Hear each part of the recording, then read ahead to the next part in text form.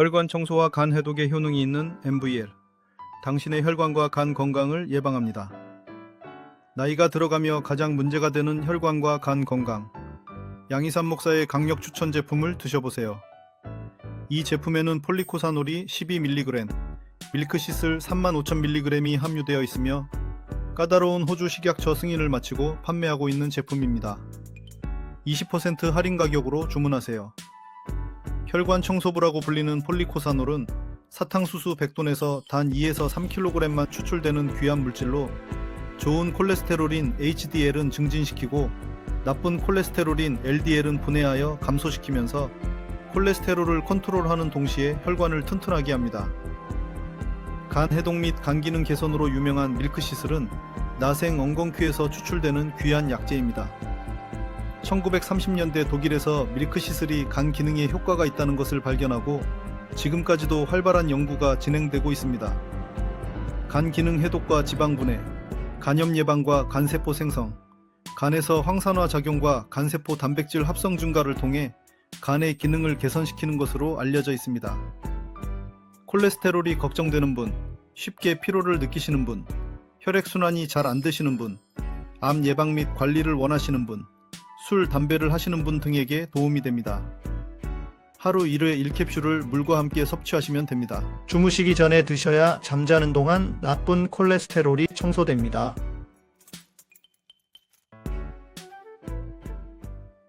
안녕하세요. 양희삼 TV 카타콤 3프로 목사 양희삼입니다.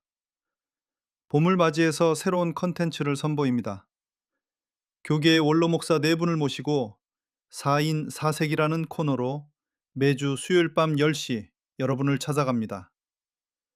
오늘은 파일럿으로 먼저 올려드립니다. 강경민 목사, 이문식 목사, 두 분은 복음주의의 원로로, 김영주 목사, 최수일 목사, 두 분은 에큐메니컬의 원로로 사회와 기독교의 현안에 대한 이야기를 교계 어른들의 목소리로 듣는 시간입니다. 많은 시청 바랍니다. 안녕하세요. 4인 4색의 최수일입니다. 우리는 지난번에 지난 1월 9일 최혁진 무소속 의원이 대표 발의한 민법 일부 개정 법률안, 이른바 사이비종교 해산법, 통일교나 신천지 방지법 등으로 불리는 법에 대해서 알아봤습니다. 정통 기독교라면 소위 이단 종파의 법인 해산을 또 반겨야 할 텐데, 자칫 이 법안이 많은 오해를 불러일으켜서 마치 정부 행정기관이 개교회를 폐쇄하거나 혹은 개교회에게 불이익을 주는 법안이 아닌가 해서 그런 우려도 있다는 것 함께 전달했습니다. 그래서 오늘 우리는 오랫동안 종교 분리 혹은 종교 유착의 기독교 역사를 되돌아보면서 오늘날 그 정교 분리의 성서적 전거, 특별히 예수님이나 사도 바울은 정치 권력에 대해서 어떤 태도를 취하셨는지, 그리고 그 이후 2000년 동안의 기독교 역사 속에서 교회는 정치 권력에 대하여 어떤 태도를 취했는지 한번 살펴보고 대화하려고 합니다. 그래서 먼저 가장 논란이 되는 성서 규절이 있죠. 곧 예수께서 바리새파 사람들에게 그 로마의 황제에게 세금을 받지 않느냐 말아야 하느냐에 대한 그런 질문을 받았을 때 예수께서 가이사의 것은 가이사에게, 하나님 것은 하나님에게 라고 말씀을 하셨는데요. 도대체 이 말은 과연 진정한 의미에서의 정교 분리에 대한 예수님의 입장인지 아니면 다르게 해석될 수 있는지를 함께 생각해 보려고 합니다. 오랫동안 우리 그 보험주의권에서 이 문제를 가지고 생각하고 또 실천적으로 일도 해오신 우리 이문식 목사님 먼저 한번 예, 말씀해 주시겠어요? 예. 우선 이 본문의 말씀은 이제 그 국가와 교회를 이분법적으로 보는 예수님의 말씀이라고 해석하면 안 될 것 같아요. 우선 그 맥락을 우리가 살펴보면은 당시에 그 데나리온이라는 것은 로마의 화폐로서 예, 거기에 이제 황제 상이 적혀 있잖아요. 네. 이 우상 숭배이기 때문에 경건한 유대인들은 갖고 다니지 않았어요, 주머니에. 음, 그런데 그 질문한 사람이 예수를 시험하려고 했는데 그 사람한테 주님이 동전을 꺼내라 그랬더니 주머니 안에서 그 동전을 꺼냈거든요. 그 순간에 그 사람의 정체가 드러난 거예요. 그래서 저 사람은 친로마적인 그 배경을 가진 사람이다라는 게 드러나면서 저 사람의 질문이 예수를 올가미에 집어넣으려고 하는 의도된 질문이라는 걸 온 그 자리에 있던 공동체가 다 알게 된 거죠. 음, 그러면서 가이사에게 바치지 말라고 하면 반로마주의자로 예수가 체포당하게 되고 음, 또, 어, 이 세금을 내라고 하면은 거기 많은 대중들이 로마에 대해서 지금 굉장히 저항이 있는데 예수가 친로마주의자구나. 이렇게 양극단 중에 하나로 몰릴 수 있는 음, 상황인데 예수님이 그걸 아주 지혜롭게 피해 가실 뿐만 아니라 음, 질문 던진 사람의 그 숨은 의도를 드러내셨어요. 음, 그러면서 이제 가이사의 것은 가이사에게 하나님의 것은 하나님에게 했는데 그 앞에서 성전세 얘기도 나왔잖아요. 네. 근데 거기에 대해서 이제 정통적으로는 가이사의 것은 가이사에게 하나님께서 동등하게 A and B로 해석을 했는데 최근에 성서학자들은 그 카이라고 하는 거 and로 번역되어지는 그 단어가 전치사가 밭으로 번역돼야 된다고 하는 게 대부분의 일체예요. 그 신약학자들이 이제 요즘 그렇게 합니다. 그래서 A 밭 B 하면 가이사에게 바쳐야 할 세금은 가이사한테 내지만 음, 그러나 B 하나님 하면서 하나님의 통치가 가이사의 통치보다 더 우선순위라는 걸 강조하는 어법이셨다. 음, 그래서 가이사의 통치도 하나님의 통치 아래에 있는 것이다라는 걸 암시하면서 하나님의 것을 바쳐라 이렇게 얘기를 한 것으로 봤기 때문에 거기서 단순한 그 성전세나 뭐 국세를 거부하는 그런 것이 아니라 하나님의 권세가 더 우위다라는 걸 예수님이 얘기했다. 이렇게 요즘은 해석들을 많이 하더라고요. 예. 음. 음. 예수님도 세금 바치지 않았을까요? 일반적으로 뭐 세금을 바치신 걸로 보지요. 그렇죠. 네. 아니, 그 안 바쳤다고 보지 않습니다. 그렇지. 로마의 세법상 뭐 예, 간접세도 있고 인두세도 있는데 어쨌든 식민지배에 있었던 상황이었기 때문에 예. 예수님도 이제 세금을 바쳤으리라 추정을 합니다. 그런데 이제 바리새파 사람들하고 헤롯 당원들이 예수에게 이런 질문을 던진 것은 아마도 아마도 바치면 안 된다라는 대답을 끌어내려고 그랬죠. 기대하거나 아니면 끌어내려고 이제 그런 질문을 한 것으로 알려져 있습니다. 말씀하신 그러면 진로 것처럼 땅으로 모함해가지고 잡아놓기가 음, 좋았거든요. 그렇게 하려고. 예. 예. 그런데 아까 말씀하셨는데 가이사 것은 가이사에게 뭐 하나님 건 하나님에게 그것이 그 원어가 어떻게 된다고 말씀하셨죠? 그 중간에 카이라는 전치사가 붙어요. 아, 근데 아, 그거를 일반적으로 and로 해석하면 A and B 하면 가이사의 권세와 하나님의 권세를 동등하게 보거나 오늘 네. 이분법적으로 보는 거거든요. 아하, 그 견해를 이제 아니다라는 견해가 요즘 신약학자들이 나와가지고 음, 그 카이의 용법을 찾아봤더니 밭으로 쓰이는 용법이 많아요. 그러니까 A, 음, 밭, B 하면 영어에서 B가 더 강조되는 거죠. 음, 하나님의 권세가 가이사의 음, 권세보다 더 높다는 걸 음, 예수님이 암시했다. 이렇게 음, 음. 김영주 목사님은 오랫동안 NCC 총무도 하시고 또 우리 에큐메카 운동 현장에서 늘 활동을 하셨는데 이 말씀 가이사 것은 가이사에게 하나님 것은 하나님 것에게 어, 이 텍스트를 어떻게 이해하시는죠? 네, 이때까지 다 말씀해 주셨는데 가이사의 것은 가이사에게 하나님의 것은 하나님의 것은 논쟁의 여지는 없는 것 같고요.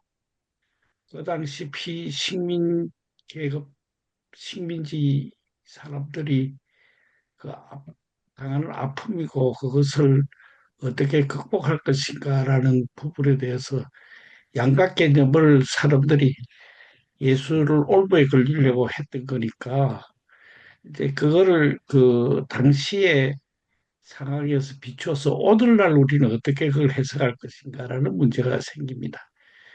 최근에 이제 그 종교세 부분이 내가 NCC 촉구할 때 종교세 부분이 있어가지고 캐도릭 불교 그리고 개신교에서 열띤 논쟁이 있었습니다.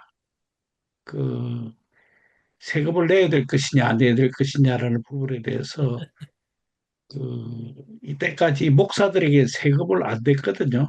좀 했는데 그 천주교와 그 뭐야 불교는 세금 내겠다 이렇게 했고 우리 개신교는 세금 내는 거는 종교에 대한 간섭이다 뭐 이렇게 표현해서 심하게 갈등이 일어났는데 여기도 딱 두 개로 나눠져요. 진보적인 입장을 갖고 있는 사람은 세금 내야 된다고 그 보수적인 사람 입장을 갖고 있으면 세금을 안 내야 된다. 이렇게 해서 그 논쟁이 있었는데 아마 그 당시에 식민지 시대에 세금을 낼 것인가 안 낼 것인가라는 것은 요즘보다 더 첨예했던 문제일 것 같은데 뭐 제 개인적인 입장을 말하자면 뭐 NCC나 그 진보적인 단체들은 세금을 내야 된다. 그런데 이제 그 조금 있다가 이제 로마서 이야기를 해야 되는데 그 정치 권력이 하나님의 질서에 순종할 때 그건 우리는 그 정치 권력에 대해서 우리가 어떻게 대응할 것인가라는 것이지 정치 권력이 만약에 하나님의 법을 무시하고 하나님의 정의와 평화를 무시하고 막무가내 나갈 때 우리 기독교가 그걸 갖다가 세금 문제와 조금 다른 문제지만은 그게 우리가 순종해야 되는 것인가라는 문제는 굉장히 생각해 봐야 될 과제죠.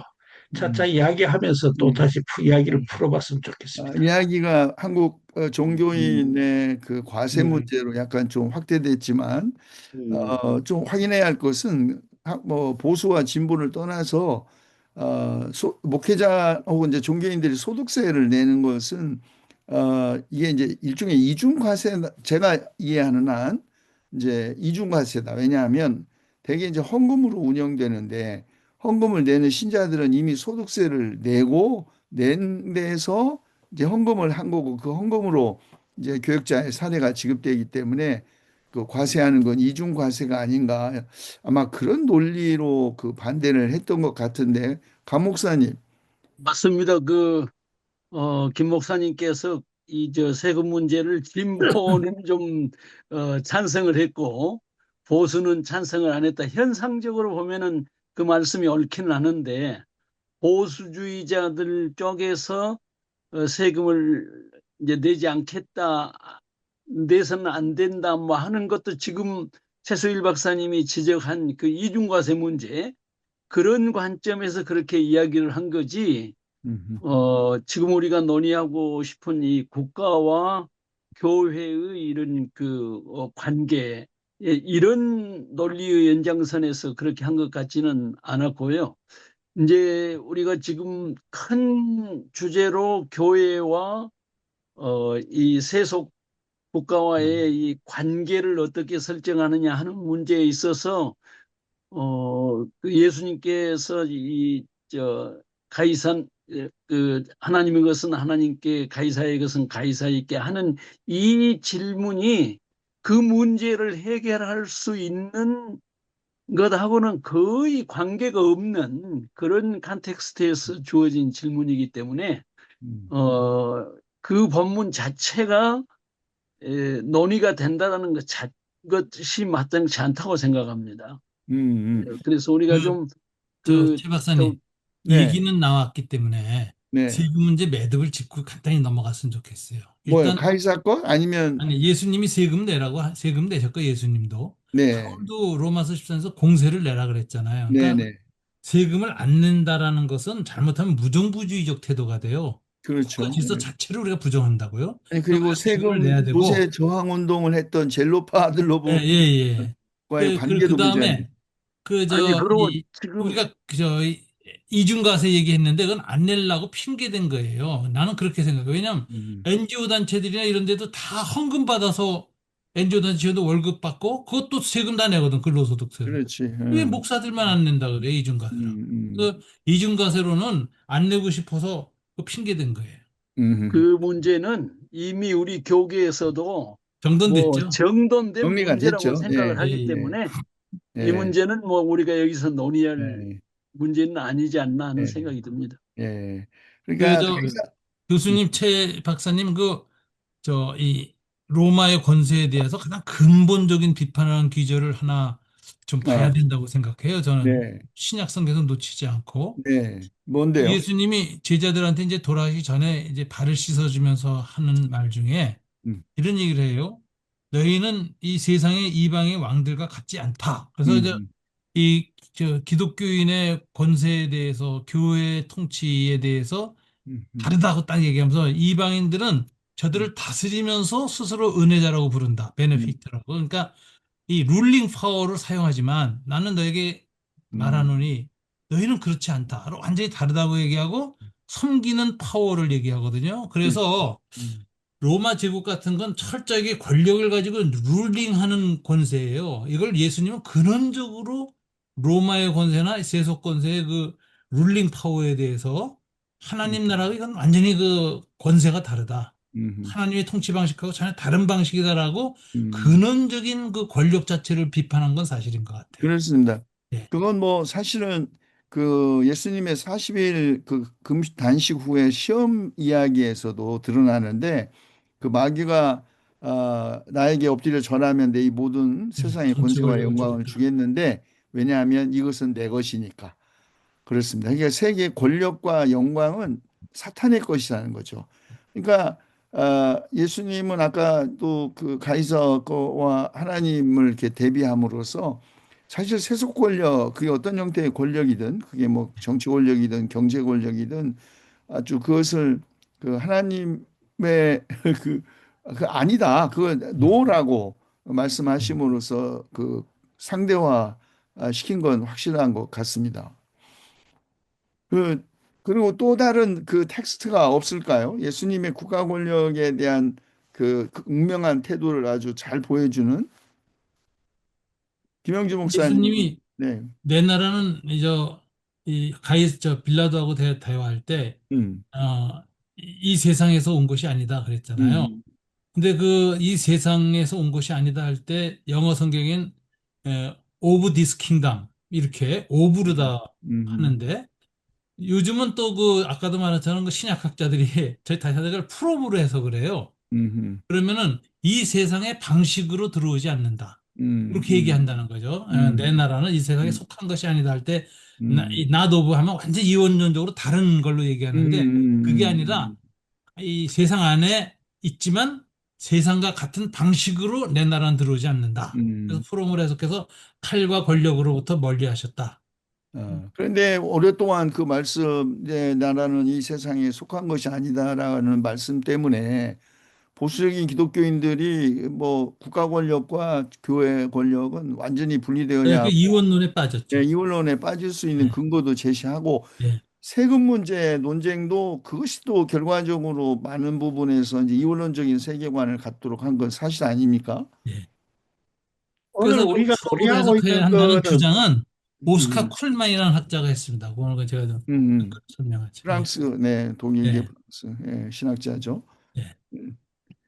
우리가 그리고 논의하고 있는 게 이제 성경을 그 볼 때에 축자 영감 비슷하게 교조주의적으로 성경을 해석을 하다가 보니까 그런데 뭐 잘 아시다시피 콘텍스트가 있고 텍스트가 있는데 콘텍스트를 보고 나면은 이게 그게 얼마나 이게 황당한가를 우리가 잘 이해를 하고 있잖아요. 그런데 특히 세상의 권력자들은 예수님의 그 말씀 시작해서 이게 바울의 이야기까지 자기들의 편리대로 그걸 갖다 망고불변의 진리처럼 앞뒤 문맥을 재지 않고 그 구절만 갖고 이야기를 하니까 음, 우리가 상당히 이제 그 이해하기가 어렵고 유명주 목사님 말씀이 예. 맞아요. 그래서 음, 보수주의자들은 글자 그대로 말씀 교조주의거든요. 음, 그렇게 문자주의를 해석하기 때문에 오히려 이 보수주의자들이 잘못된 이 해석을 깨치려면 그걸 제대로 다시 해석해줘야 돼요, 목사님들이. 그래야, 이걸 우리가 우리식으로 이분법적으로 이해하면 안 되겠구나. 이렇게 좀 음, 교정이 필요합니다. 음. 어쨌든 예수님은 그 세금 논쟁도 그렇지만 당시 이제 로마 젤로 땅과 다른 예, 길을 예. 또 선포한 하나님 나라는 이 세상 왕국과는 다른 방식으로 구현된다고 이제 뭐 그런 입장을 견지를 하셨는데 저는 또 하나 이제 주목하는 것은 그 빌라도의 법정에서의 재판에 대한 예수님의 태도인데 이제 네가 하나님의 아들이냐 이제 그 이스라엘 왕이냐라는 이제 질문 그리고 또 진리가 무엇이냐라는 그 질문에 대한 해석도 좀 그 다양한데 저는 그 빌라도의 질문에 예수님이 이제 침묵했잖아요. 아무 말을 안 하셨다. 저는 이 침묵도 뭐 이 권력에 대한 그 압도적인 권력이죠. 나는 널 살릴 수도 있고 죽일 수도 있어. 그러니 얘기해. 라고 하는 그 압도적인 그 제국의 권력 앞에서 아무것도 가진 것이 없는 그 빈손의 예수님이 취할 수 있는 태도 중에 하나가 침묵 혹은 경멸? 이것도 종교 혹은 종교인이 권력에 대해서 취할 수 있는 태도가 아닐까. 그게 뭐 그걸 비겁하고 나약하고 그렇게 평가할 수 있는 것인지 잘 모르겠는데요. 강경윤 목사님은 어떻게 생각하세요?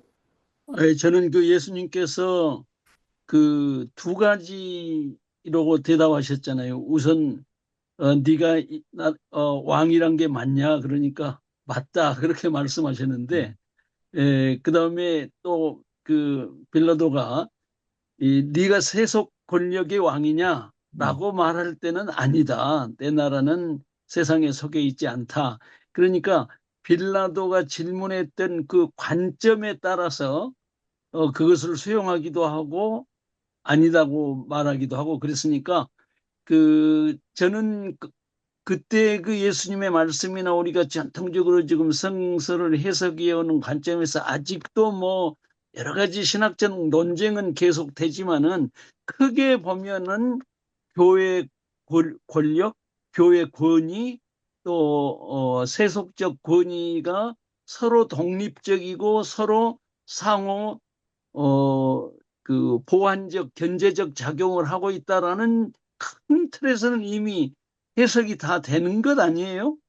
그래서 저는 여기서 새삼스럽게 우리가 성경 본문의 어떤 부분을 가지고 그걸 해석하기보다는 이미 그 부분에는 답이 나와 있으니까 이게 역사적으로 어떻게 교회 권력과 세속 권력이 충돌해 왔는가, 또 우리나라에서는 어땠는가, 그런 그 역사적 사회적 문제에 대해서 좀 이야기하는 게 현실적이지 않나 하는 생각이 그 다음에 드네요. 목사님 이 네. 다음에 우선은 이제 그 소위 정교 분리의 전형적인 성서적 전거라고 오해되어 온 텍스트들을 몇 가지 이제 미리 정리를 하고 그 네. 이후에 이제 과연 사도 바울 이후에 초대교회 때부터 2000년 동안 그러면 교회가 그 이제 물론 뭐 개별적으로 한 기독교인이 특정한 기독교인이 국가 권력에 예를 들면 보네포라든지 말틴 리메라든지 나치즘에 했지만 이제 독일 고백교회라는 집단으로서의 교회가 어떤 태도를 취했는 이건 이제 두 번째 토론 섹션에서 했으면 좋겠고요. 일단은 예. 예수님의 권력에 대한 태도를 잘 표현해 주는 몇 가지 텍스트를 혹시 빠진 게 있나요? 예수님의 근데 그 이제 말씀, 그 이야기를 짚어 넘어가면은 빌라도 앞에 선 예수님의 자세가 뭐 경멸이라든지 무시라든지 그 침묵이라든지 이런 것보다는 나는 그 성전세를 로마에 세금을 내야 될 거냐 안 될 거냐 가이사의 것을 가이사 하나님의 것 하나님의 그 맥락으로 같이 봐야 된다고 나 봅니다. 근데 그러니까 예수를 죽이기로 이미 결심한 사람들의 고발, 이 사람이 로마 권력에 도전을 했습니다. 세금을 바치지 말라는 헤롯 당군의 일원입니다. 이 사람을 십자가에 못 박혀 죽이십시오 하고 음, 바리새인이나 제사장들이 예수를 고발한 거거든요. 음, 그래 거기에 대해서 예수가 그래 나 제로당이옵니다. 너희들이 지금 엉뚱하게 묻고 있는데 나는 그런 차원에서 하는 게 아니다.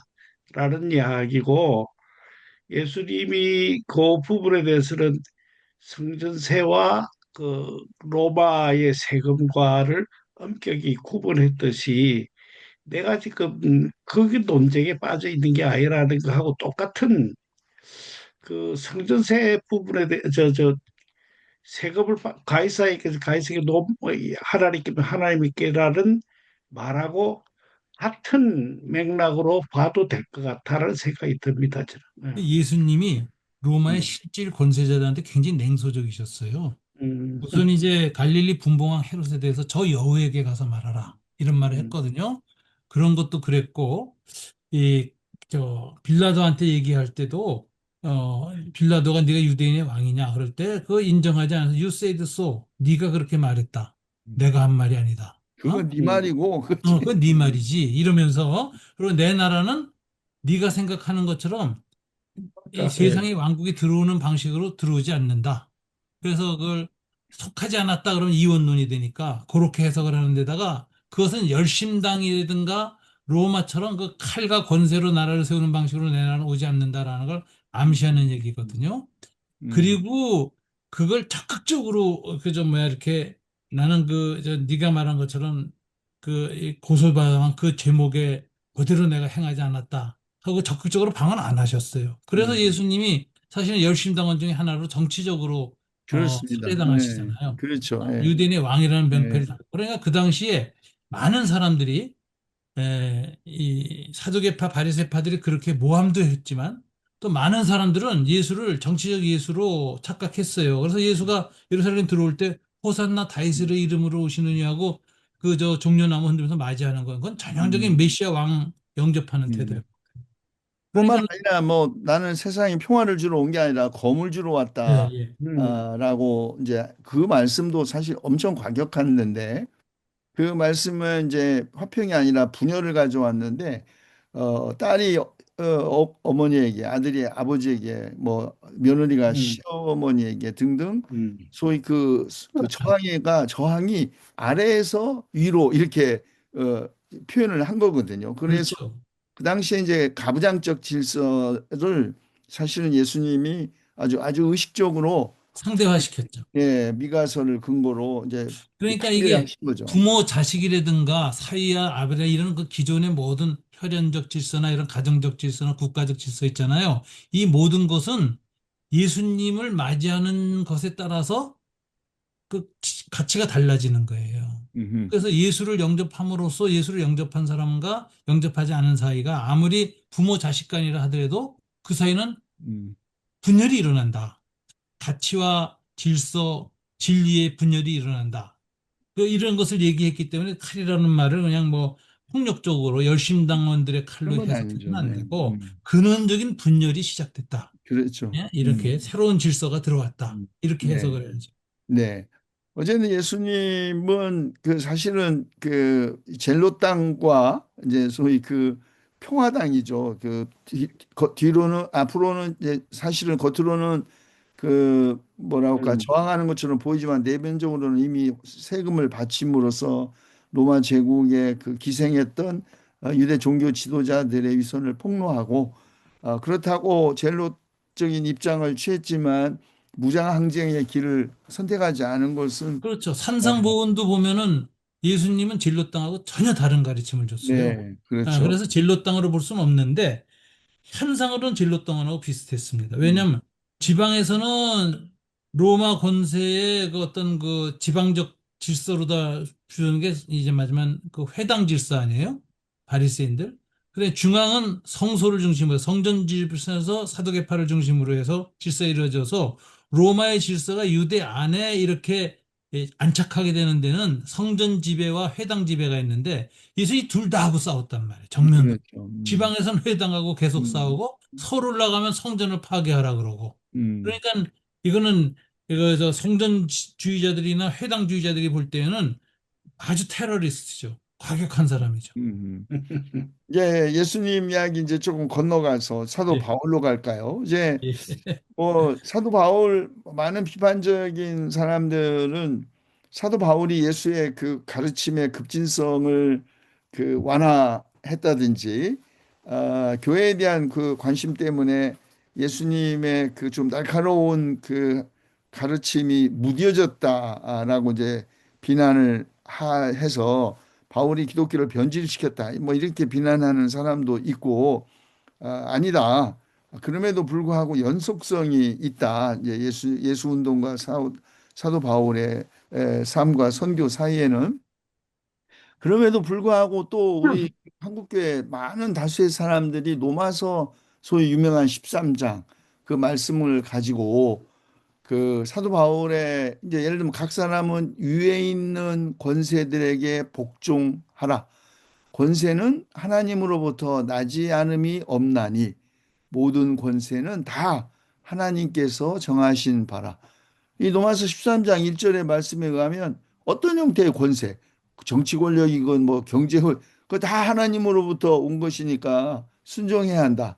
이렇게 해석을 하면서 종교 분리를 정당화했는데 진짜 그렇습니까? 우리 강경민 목사님.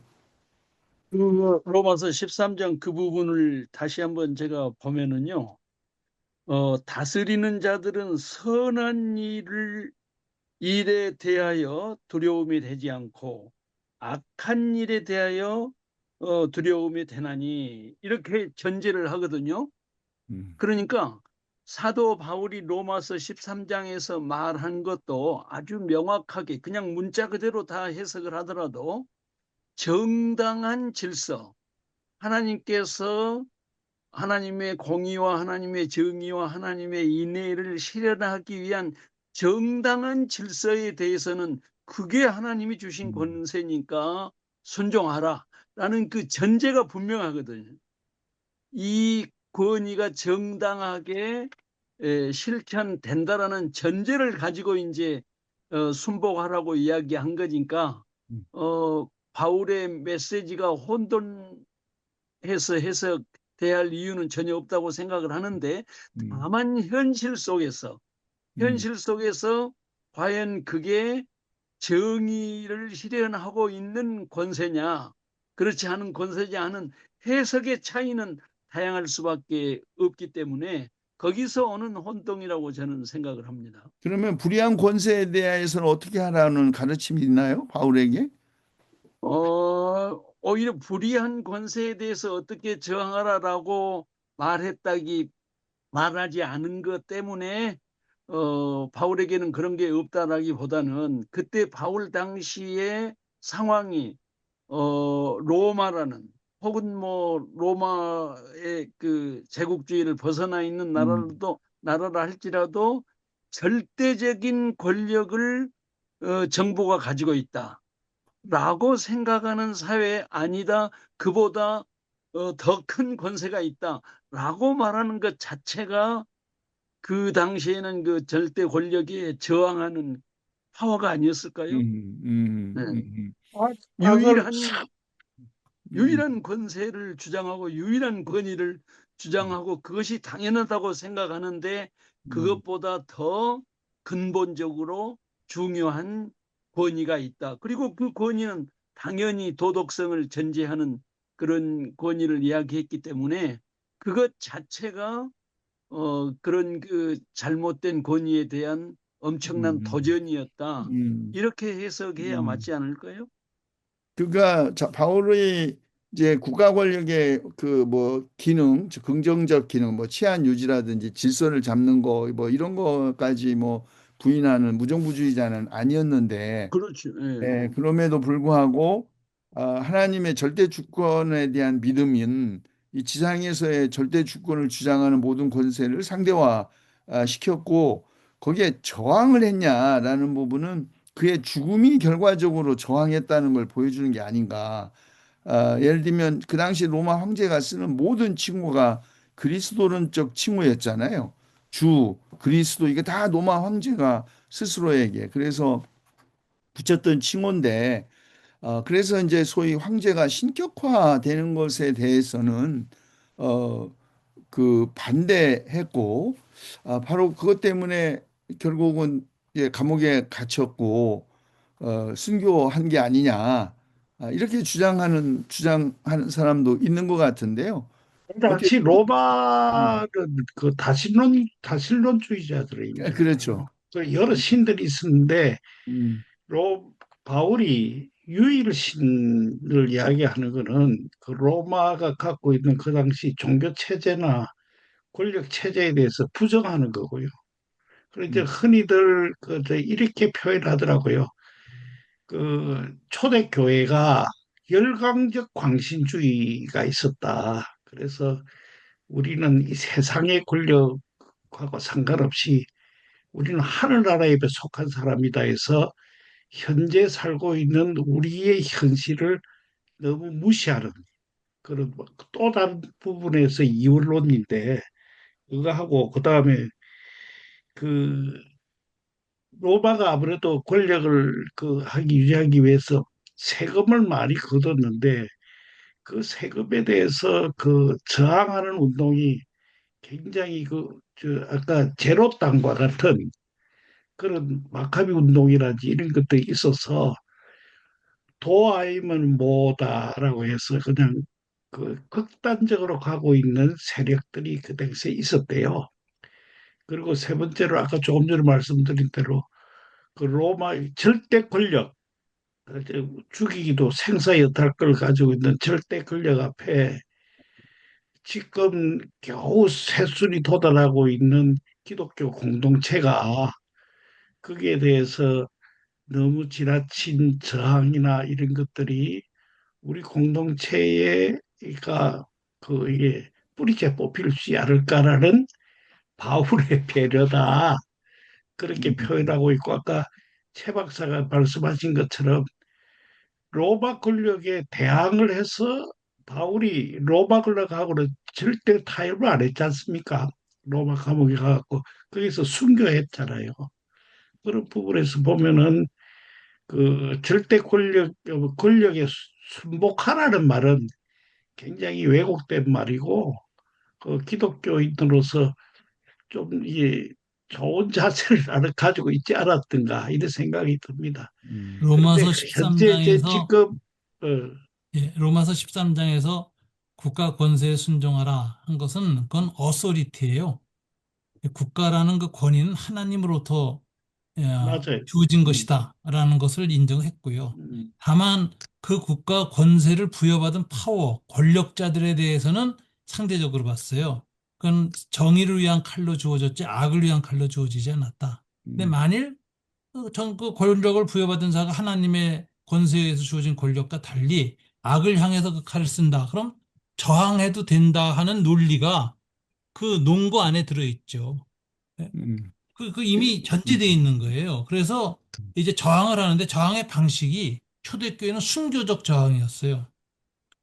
이 음, 순종이 아니라 순교적 저항이었다고요. 음, 그리고 이제 우리가 16세기 이후에 때는 시민적 저항을 하게 되잖아요. 그래서 청교도 혁명도 일어나지 않습니까? 왕이 국회를 해산하고 국회의원들을 잡아놓고 왕정 독재를 하려고 그러니까 뭐 우리 개신교인들이 다그 청교도들이 스코틀랜드에서도 시민군을 형성해서 싸워서 이겼잖아요. 그래서 왕을 내쫓고 공화정을 설치했는데 그게 말하자면 시민적 저항이라고 생각해요. 그래서 역사적으로 순교적 저항과 시민적 저항이란 두 가지 방식이 우리 유산에 남아 있다는 거죠. 잘못된 권력. 음. 바울이 매우 저, 어, 섬세하게 어, 권위와 권세를 이제 예, 헬라어를 예, 이제 구분해 쓴 것도 아주 상당히 예민하게 그걸 분리할 수 있는 근거가 된다고 생각합니다. 예. 사도 바울의 뭐 그 외에 로마서 외에도 뭐 또 우리가 지적할 만한 게 있을까요?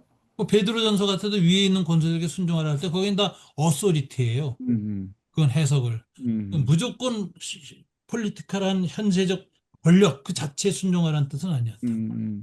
그리고 이제 바로 67년에 이제 유대 전쟁이 일어나서 사실상 이제 완전히 유대 민족이 이제 멸망하고 성전이 파괴됐는데 이제 사도 바울이 이제 그 고어간을 사는 거 아니에요? 그 예. 최초의 갈라디아서 데살로니가전서도 이제 뭐 그 전에 50년대에 쓰여졌다고 하니까 이미 이제 강력한 저항의 운결이 이미 시작되던 때에 로마 제국. 로마서 저술의 배경이요. 로마가 1차로 다 유대인들을 다 로마에서 내쫓습니다. 그랬다가 다시 불러들여요. 음, 그래가지고 아주 소수의 유대인들만 돌아와요. 그리고 기독교인들이 이제 로마로 끌려와서 됐는데, 돌아온 유대인들하고 로마의 노예였다가 풀려난 사람이 초대교회를 공성했는데, 이 사람들이 상당히 무정부주의적이었대요. 음, 세금 내기 음, 싫어했대요. 음, 그런데 사도 바울은 최소한의 권세는 인정해야 된다. 이건 하나님의 음, 질서로. 그리고 음, 양심을 위해서 공세를 내야 된다. 권세를 인정한다. 음, 그러나 그 권력자가 그건 선을 위한 칼로 세워졌기 때문에 그걸 넘어가면 저항해야 된다. 그리고 음. 저항의 제치처로 황제를 신이라 그러고, 거기에 대해서 신성화를 할 숭배, 때는 숭배하는. 저항해야죠. 음, 그래서 음, 순교로 저항한 거죠. 음, 음. 음, 그렇죠. 그러니까 그 지금까지 사도 바울을 아주 뭐 맹목적으로 국가 권력에 순종하거나 순종을 강요한 그렇게 어느 해석할 수 없죠. 일정한 그런 교사가 아니다. 적극적으로 이제 억압적인 권세에 저항했던 인물이라는 것을 아마 한국 교회가 새롭게 깨달아야 할 것 같습니다. 그러면 이제 음. 조금 이제 건너뛰어서 우리 한 지난 뭐 듬성듬성이지만 2000년 이제 서구 기독교 교회의 역사 속에서 교회가 국가 권력과 어떤 관계를 맺어왔는지 유형별로 혹은 뭐 사건별로 한번 건너가 볼까요? 김영주 목사님 제일 잘하시죠. 아이, 맞아요. 제가 오늘 최수일보, 이 모임을 통해서 잘 많이 배우는데요. 그 이제 한 가지만 더 넘어가기 전에 한 가지 보태게 되는 성서를 그 전후 좌우로 읽으셔야 된다라는 건 이야기하고 있고요. 바울이 이야기하는 거는 그 기독교 윤리적으로 이야기하는 거는 악을 악으로 갚지 마라. 뭐 이렇게 하는 건 예수의 말씀하고 거의 유사하다. 그래서 네. 13장에 우리가 그런 이야기를 하는데 12장에는 이제 바울이 새로운 윤리를 이야기하고 있는 그런 부분이처럼 우리가 성경을 볼 때도 경강부회식으로 해석 안 했으면 좋겠다는 생각이 들고요. 그 다음에 이제 우리가 그 기독교가 국교화된 이후로부터 오히려 기독교가 세속 권력을 지배하는 시대가 있지 않았습니까? 이제 음, 그 이후로부터 우리가 조금 이 기독 종교와 아까 지난번에 이야기했던 정교 분리의 원칙에서도 좀 이야기를 좀 다시금 심도 깊게 해봤으면 좋겠다는 생각이 들고요. 음. 그렇습니다. 왕권이 이제 그 세속 권력보다도 그 음, 우월한 입장에 서서 갈등을 일으킨 건 이제 소위 그 나중에, 1077년에 카노사의 음, 굴욕인데 음, 그 이전까지는 사실은 황제권이 위에 있었다고 크게 큰 틀에서는 음, 그렇게 봐야 할 것 같아요. 음, 콘스탄티누스 황제가 기독교를 이제 공인함으로써 이른바 박해받던 종교가 지배 종교가 되었지 않습니까?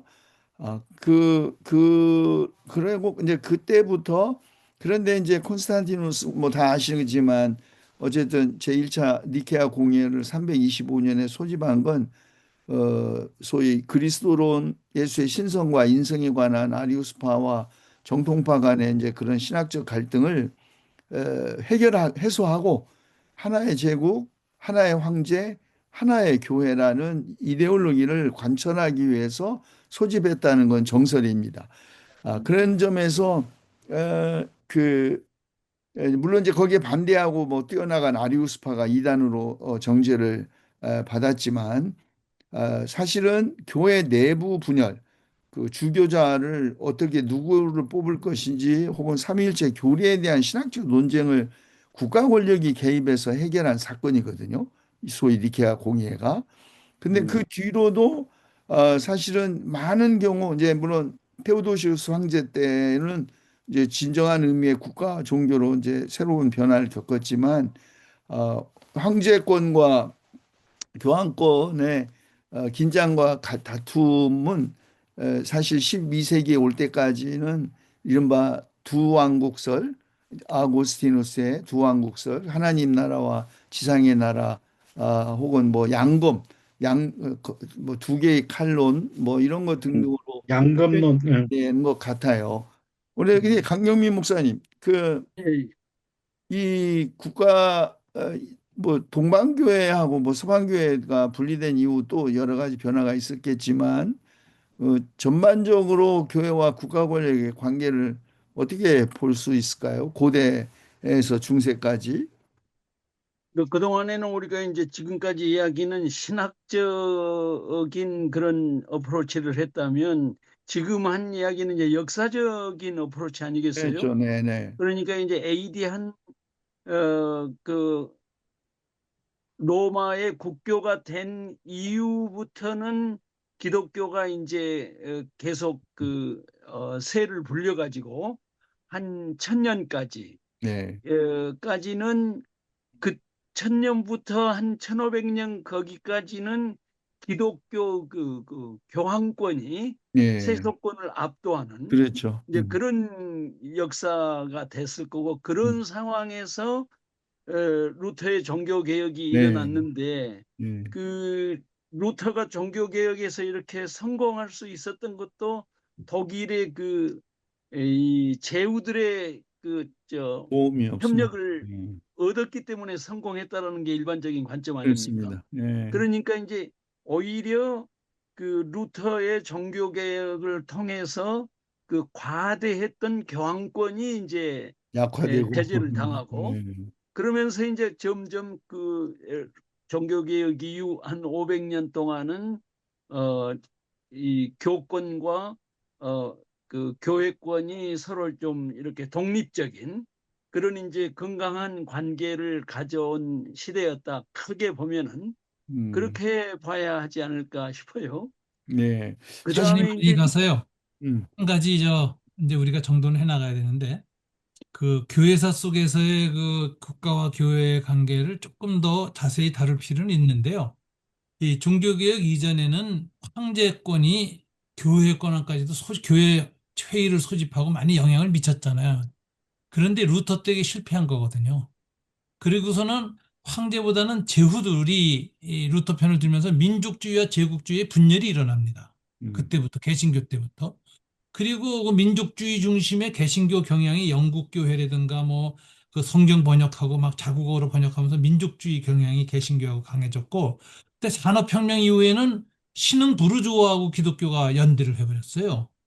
그래가지고 2차 세계대전까지 새로운 부르주아 계급하고 기독교회는 같이 지배계급으로, 자본주의 사회 지배계급으로 떠오르면서 이 볼셰비키에 대한 저항을 하고 그걸 더 싫어하는 바람에 스탈린을 용인했거든요. 아니죠. 스탈린을 저항하는 바람에 히틀러를 받아들였잖아요. 공산주의를 막기 위해서. 그렇게 가지고 스페인이나 독일이나 저희 파시즘이 나온 것은 공산주의에 대한 두려움 때문에 중산층이 택한 거거든요. 나는 이게 중산층 기독교가 이게 종교개혁 기독교인데 음. 이 산업혁명이나 그 민족국가 이후로 이거 굉장히 한번 다시 살펴봐야 돼요. 그래야지 독일 교회가 어떻게 히틀러에게 넘어갔는지를 우리가 해석할 수 있어요. 네, 그건 이제 또 진짜 그 사실은 20세기 가장 큰 중요한 이슈죠. 도전이니까 예, 다시 또 가겠지만 다시 소금에 가서 그 종교개혁을 뭐 여러 시각에서 뭐 해석하고 볼 수 있지만 이제 국가 권력과의 관계에서는 아주 이문식 목사님의 지적이 저도 옳다고 봅니다. 그러니까 봉건 제후들의 도움과 협조가 없었으면은 아마 종교개혁이 성공할 수가 없었고 루터의 종교개혁을 뒷받침한 이유는 결국 종교개혁을 통하여 가톨릭 이제 소위 교황권이 약화될 걸 했기 때문에 이제 그거 적극 지원한 거거든요. 근데 우리 잘 아는 것처럼 이제 소위 루터의 계획은 뭐 찻잔 속의 태풍 아니었습니까? 신학의 계획은 있었지만 뭐 어떻게 보면 교회 계획은 사실 뭐 리터지라든지 뭐 별로 없었거든요. 뿐만 아니라 중세 봉건 질서 자체를 뒤집어 엎어야 한다고 생각했던 그 토마스 빈처 같은 사람은 그 뭐 교회 개혁, 신학 개혁이 아니라 그 농민들과 함께 이제 중세 봉건 질서를 엎으려는 전쟁까지 일으켰던 인물에 비하면 사실 참 루터의 개혁은 훌륭하긴 하지만 그래도 많은 경우 좀 어, 봉건 질서 자체를 변혁하는 데까지는 이르지 못했고 결과적으로 소위 민족 국가를 강화하는 역할을 했다는 지적은 정당한 것 같습니다. 그 근데 이후에 지금 저 우리가 다룰 수 있는 거는 뭐 종교개혁이라든지 내가 잘못 말을 꺼내가지고 로마 권력이 이제 이게 사실상 이제 붕괴될 때에 교황의 권력이 로마 권력을 대신해서 세계를 지배하게 됐고 그러다 보니까 이제 민족주의라든지 봉건 영주들이 이렇게 발휘해서 교황의 권력이 이제 축소됐는데 지금 현재 이제 교황의 권력과 정치 권력과의 이야기를 우리가 좀 다루는 것보다는 좀 넘어가서 그 교회가 이 세상 권력을 어떻게 보고 있고 어떻게 적응했는가라는 역사적 사실을 조금 더 봤으면 좋겠다는 생각이 되고요. 저는 다음 주에 우리가 오늘 어, 이어서 그저 어, 그러니까 이 개신교 음, 종교개혁과 근대 시민사회의 형성 과정 음, 그리고 1, 2차 세계대전까지의 국가주의, 음, 민족주의, 음, 그리고 파시즘 이런 속에서 이전엔 자본주의도 해야잖아요. 예, 그러면. 자본주의까지죠. 그게 다 음, 자본주의 변형된 형태였거든요. 음, 그런 것들에 대해서 우리가 기독교가 어떻게 거기에 입장을 가져야 될 것인가. 그걸 한번 정리하는 순서가 한번 이 음. 근대 현대편으로 그러니까 우리가 이 한번 공부하면 좋겠습니다. 논의를 예. 교회사를 공부하는 것도 아니고 그리고 성서를 공부하는 것도 아니고 성서를 근거로 하지만은 교회사를 또 기반으로 해서 오늘날 우리에게 주어지고 있는 현상을 어떻게 대응할 것인가라는 걸 조금 이야기를 좀 했으면 좋겠어요. 그러니까 예를 다음 들면은 주에는요. 한국 그 세계 교회가 우리 한국뿐만 아니라 세계 교회가 히틀러의 등장이라든지 남북 전쟁이라든지 이런 여러 가지 그 전쟁에 어떻게 이게 그 권력에 대해서 대항하지 못하고 위에 권력에 대해서 종교가 수용했던 게 많잖아요. 오히려 못된 정치 권력을 종교가 축복해 줬잖아요. 그리고 뭐, 나, 그, 저, 그, 이런 여러 가지 상황들이 있고, 지금 이란 전쟁이나 이런 것들도 보면은 그 사람들은 성전이라고 표현하면서 정치가들의 이런 전쟁 행위를 기독교가 뒷받침하고 있는 이런 현상들을 조금 우리가 보면서 우리 기독교는 이 세상의 권력, 소위 어떻게 우리가 대응해야 될 것인지 이런 것들을 좀 의논했으면 좋겠고요. 그 다음에 이제 제가 좀 마음 아픈 것 중에 하나가 우리 한국 개신교에서 소위 거구 기독교가 미국의 마가 그를 기반으로 하고 있는 세력들하고 이렇게 같이 연대를 하는 모습들을 보이고 있고 그리고 흔히 이제 아까 우리가 말한 대로 바울이 권력에 저항했느냐 안 했느냐라고 묻듯이 오히려 기독교 극우주의자들이 저항권이라는 이름을 사용하고 있는 거 이런 것들에 대해서 우리가 조금 더 그 좀 이야기를 했으면 좋겠어요. 우리가 지금 이걸 하고 있는 거는 우리가 뭐 신학을 갖다 공부하자는 것도 아니고 그리고 교회사를 공부하고자 그런 맥락에서 오늘날 우리 한국 교회를 걱정하고 오늘날 교회는 이 소위 한국 교회가 진보주의인지 보수주의자인지 이렇게 나누어져 있고 지금도 여전히 그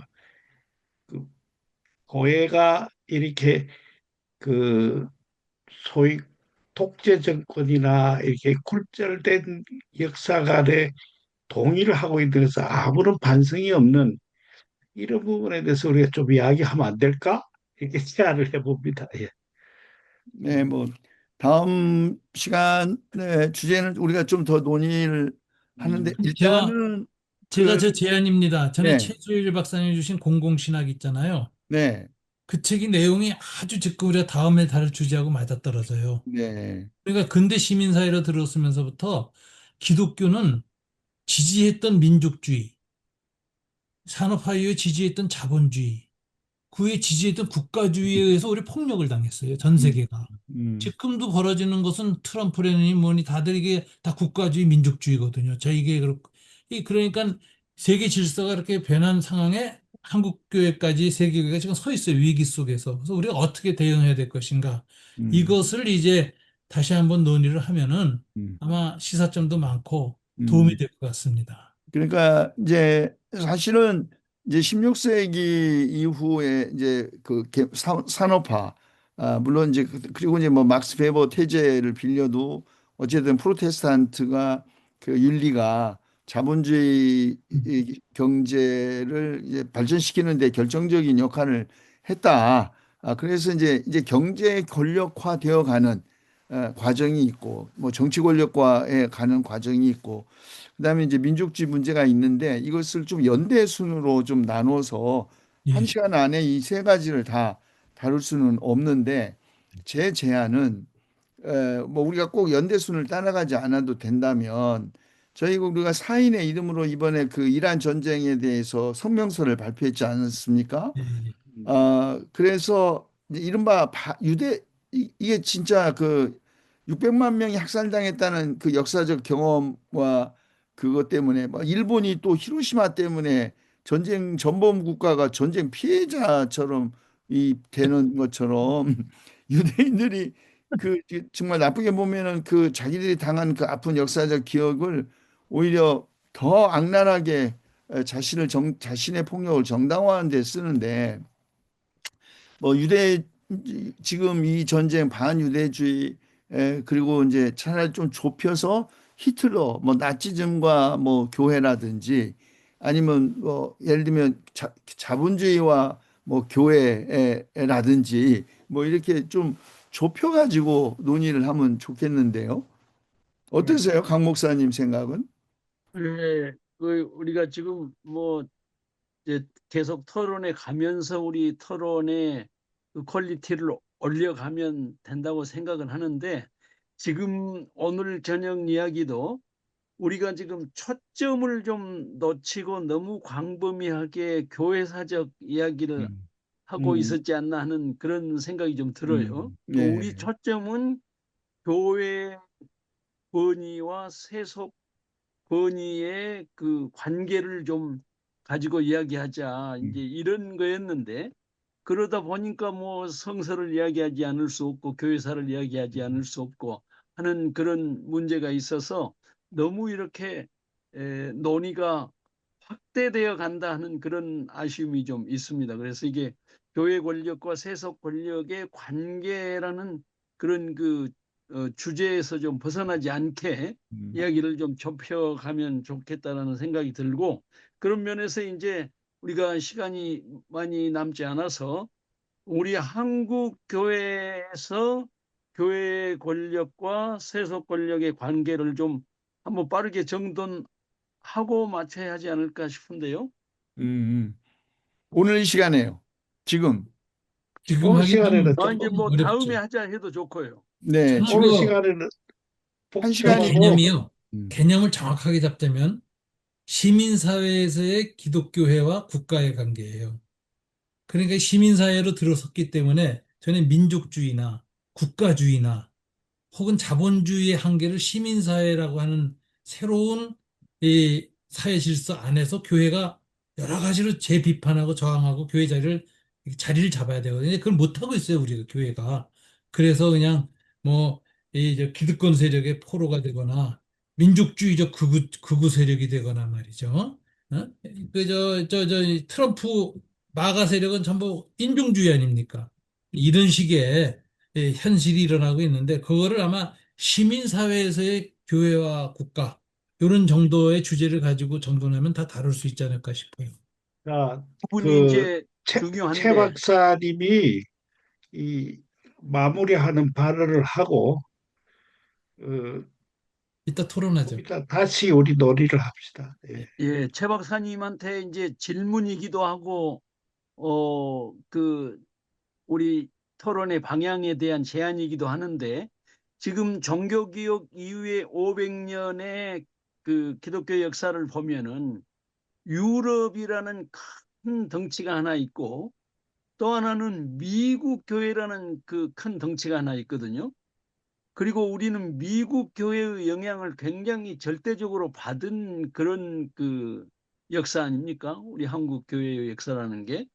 그래서 이 두 가지가 전혀 다른 큰 줄기가 있는데 이 줄기를 구분하지 않고 통합해서 이야기할 수 있나? 유럽 교회사와 미국 교회사 이 부분을 음, 그 부분이 먼저 좀 정돈돼야 우리 한국 교회 역사를 좀 음. 이야기해 갈 수 있지 않나 하는 생각이 들어서 최 박사님께서 그 부분에 대해서 좀 한번 어, 정돈을 한번 해주시면 좋을 것 같은데요. 제가 뭐 미국 교회사 잘 모르는데 어쨌든 그 말틴 루터의 종교 개혁의 한계는 제가 그랬잖아요. 신학의 개혁은 있었는데 교회 개혁은 없었다. 솔직히. 그리고 중세적 봉건 질서의 개혁은 더더욱 없었다. 그래서 종교 개혁 이후에 30년 전쟁이 끝나면서 이른바 그 경건주의 운동이 일어나는데요. 우리가 이 경건주의 운동은 아니 종교 개혁했다는 개신교회가 개혁적이지 않고 다시 관료화된 거예요. 지금도 루터교는 목사는 관료거든요. 국가 종교가 된 거예요. 국가 종교가를 탈피하지 못하고 여전히 국가 종교로서의 그 조직과 위상을 유지해 온 것에 대한 반발이 개신교 영역에서는 피에티스무스죠. 경건주의 운동으로 일어났고 이 경건주의 운동이 사실 예를 들면 청교도도 마찬가지 아닙니까?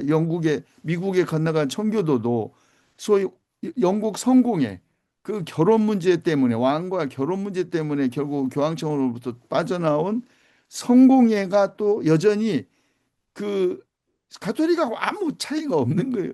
성공회는 종교 개혁을 해가지고 생긴 게 아니고 왕이 그 앤 공주하고의 그 결혼을 위해서 이혼하려고 해서 이제 교황청에서 이혼을 허락하지 않기 때문에 일어났지만 어쨌든 관료화된 개혁교회에 대한 반발이 소위 퀘이커 혹은 이쪽은 경건주 이게 이제 미국으로 건너가서 이제 미국의 초기 그 부흥운동 그래서 한국 교회는 사실 이제 미국에 저는 잘 미국 교회 잘 모르는데 그리고 제가 과문한 탓인지 공부하고 싶어도 미국 교회 통사책을 번역된 책이 별로 없는 혹시 있습니까? 내가 참으로 이해 안 가는 건 일본 교회사와 그 미국 교회사가 한 통건으로 엮어진 아주 교과서 같은 책이 한국어로 하나도 없는 것 같아요.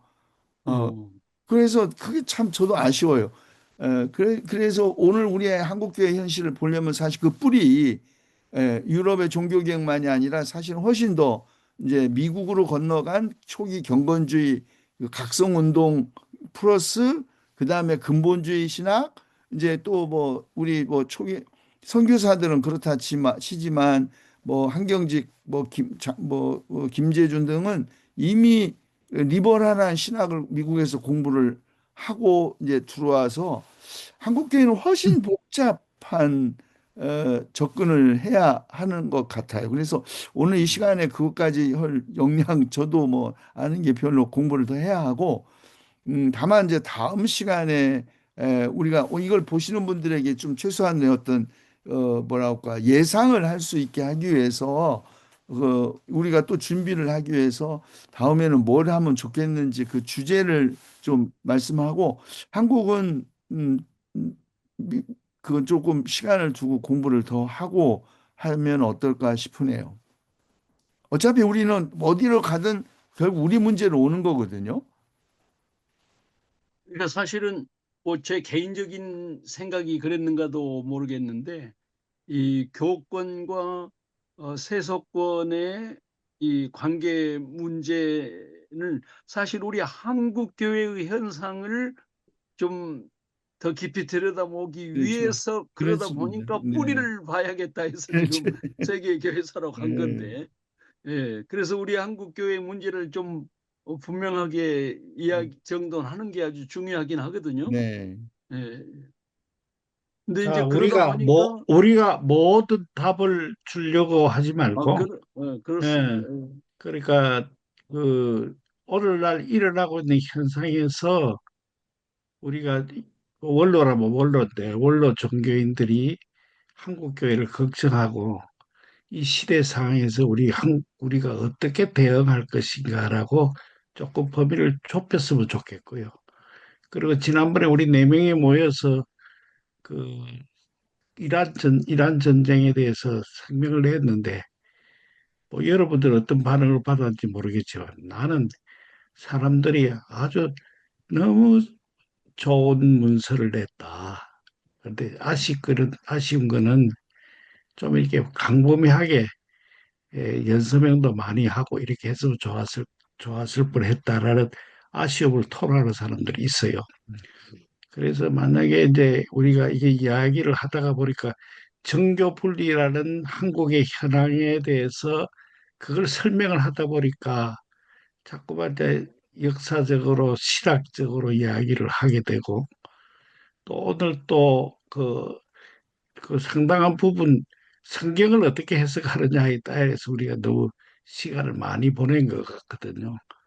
그런데 이제 그 위에 있는 근세에 복종하라는 거는 멀리 찾아볼 필요 없이 김종필이가 전 한국 교회를 향해서 했죠. 위에 있는 근세에 복종해라. 왜 기독교인들이 그렇게 저항하느냐라는 이야기를 했고 이런 것들이 이제 이게 쭉쭉 한국 기독교의 이제 일정한 부분 주류로 자리를 잡았는데 이 부분에 대해서 또 그것이 옛날에 있었던 이야기만 아니라 오늘 또 이제 한국의 개신교의 일부 극우 세력들이 한국 기독교의 위상을 어그러뜨리고 한국 교회에 굉장히 해악을 끼치고 있는데 이런 부분들은 우리가 그냥 이게 그뭐 그냥 지나가야 될 것인가라는 부분에 대해서 이렇게 좀 논의를 좀 이렇게 좁혀갔으면 좋겠다